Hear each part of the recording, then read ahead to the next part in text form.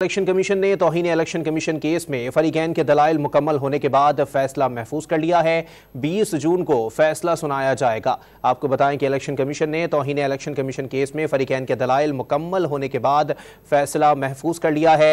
यह फैसला 20 जून को सुनाया जाएगा। आपको अपडेट कर रहे हैं, इलेक्शन कमीशन ने तौहीन इलेक्शन कमीशन केस में फरीकैन के दलाइल मुकम्मल होने के बाद फैसला महफूज कर लिया है।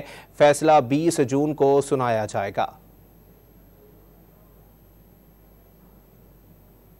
आपको बताएं कि इलेक्शन कमीशन ने तौहीन इलेक्शन कमीशन केस में फरीकैन के दलाइल मुकम्मल होने के बाद फैसला महफूज कर लिया है। यह फैसला 20 जून को सुनाया जाएगा। आपको अपडेट कर रहे हैं, इलेक्शन कमीशन की जानिब से वाज़ेह तौर पर यह ऐलान किया गया है कि इलेक्शन कमीशन केस में फरीकैन के दलाइल मुकम्मल हो चुके हैं। फैसला महफूज कर लिया गया है। 20 जून को यह फैसला सुनाया जाएगा। केस की मज़ीद तफसीलात जानते हैं टॉन न्यूज़ के नुमाइंदे इरफान सरोज़ई से। जी इरफान, अपडेट कीजिएगा।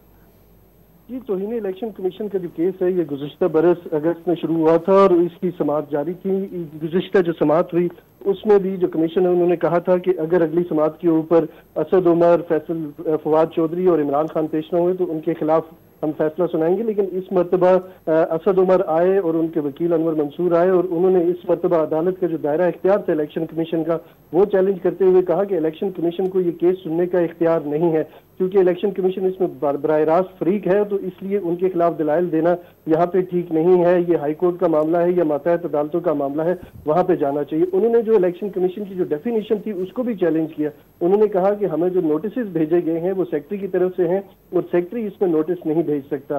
तो दलाइल आज मुकम्मल हुए। फैसल चौधरी आए, उन्होंने भी दलाइल दिए।